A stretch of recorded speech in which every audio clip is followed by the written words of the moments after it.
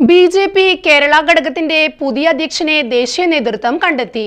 കേരളത്തിൽ സ്ഥിരമായി തുടരാനാകില്ലെന്ന നിലപാടിൽ ആ നേതാവ്. സംസ്ഥാന രാഷ്ട്രീയത്തിൽ സജീവമാകുന്ന മറ്റൊരു നേതാവിനെ തേടി ദേശീയ നേതൃത്വം.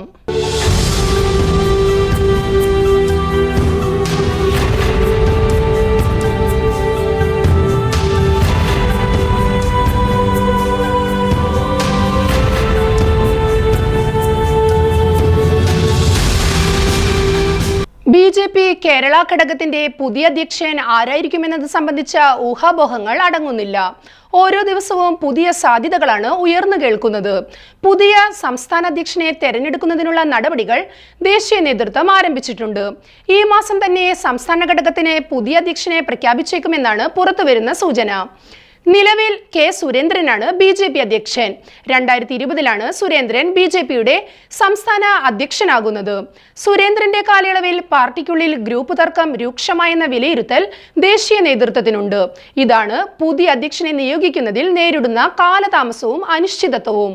സുരേന്ദ്രനെ ഇനിയൊരു അവസരം കൂടി നൽകില്ല എന്നുറപ്പാണ്. സംസ്ഥാനത്തെ പല നേതാക്കളുടെയും പേരുകൾ ഉയർന്നു കേട്ടെങ്കിലും അന്തിമഘട്ടത്തിലേക്ക് എത്തുമ്പോൾ മുൻ കേന്ദ്രമന്ത്രി രാജീവ് ചന്ദ്രശേഖരനാണ് നറുക്കു വീഴുക എന്ന സൂചനയുണ്ട്.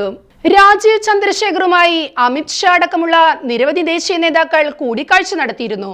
എന്നാൽ ഗ്രൂപ്പിസത്തിൽ മുങ്ങിക്കിടക്കുന്ന സംസ്ഥാന ബി.ജെ.പിയെ നയിക്കാൻ രാജീവിന് താല്പര്യമില്ല എന്നാണ് അദ്ദേഹവുമായി അടുത്ത വൃത്തങ്ങൾ പറയുന്നത്. ബിസിനസ്സുകാരൻ കൂടിയായ രാജീവ് ചന്ദ്രശേഖറിന് അധ്യക്ഷനായാൽ കേരളത്തിൽ സ്ഥിരമായി തുടരേണ്ടി വരുമെന്നത് തിരിച്ചടിയാണ്. ബിസിനസ്സും രാഷ്ട്രീയവും ഒരുമിച്ച് കൊണ്ടുപോകാന്ന പ്രായോഗികതയ്ക്ക് സംസ്ഥാന അധ്യക്ഷ പദവി ഒരു തടസ്സമാകും. കൂടാതെ സംസ്ഥാന ബി.ജെ.പിയിലെ ചേരിപ്പോരും ചന്ദ്രശേഖറിനെ പിറകോട്ടടിപ്പിക്കുന്നുണ്ട്. അതേസമയം സാമുദായിക നേതാക്കളുമായുള്ള രാജീവ് ചന്ദ്രശേഖറിന്റെ അടുപ്പം ദേശീയ നേതൃത്വം ഏറെ വിലമതിക്കുന്നുണ്ട്. കഴിഞ്ഞ ലോക്സഭാ തെരഞ്ഞെടുപ്പിൽ തിരുവനന്തപുരം മണ്ഡലത്തിൽ രാജീവ് ചന്ദ്രശേഖർ ഉണ്ടാക്കിയെടുത്ത ഇമ്പാക്ട് ദേശീയ നേതൃത്വത്തെ ആകർഷിച്ചിരുന്നു. UDF സ്ഥാനാർത്ഥിയായിരുന്ന ശശി തരൂരിനെതിരെ ഇഞ്ചോടിഞ്ച് പോരാട്ടം കാഴ്ചവെച്ച രാജീവിനെ ബി.ജെ.പിക്കാർ തന്നെയാണ് കാലുവാരിയത് എന്ന ആക്ഷേപം ഉയർന്നിരുന്നു.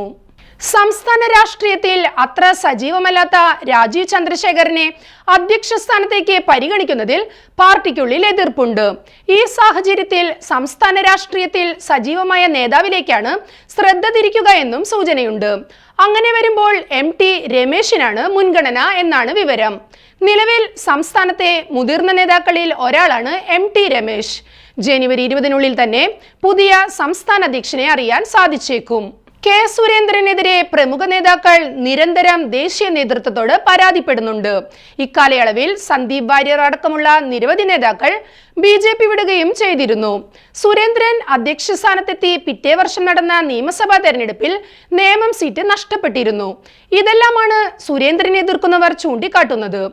അതേസമയം ബി.ജെ.പി. ടിക്കറ്റിൽ ആദ്യമായി ലോക്സഭയിൽ കേരളത്തിൽ നിന്ന് MP ഉണ്ടായത് സുരേന്ദ്രപക്ഷം നേട്ടമായി അവകാശപ്പെടുന്നുണ്ട്.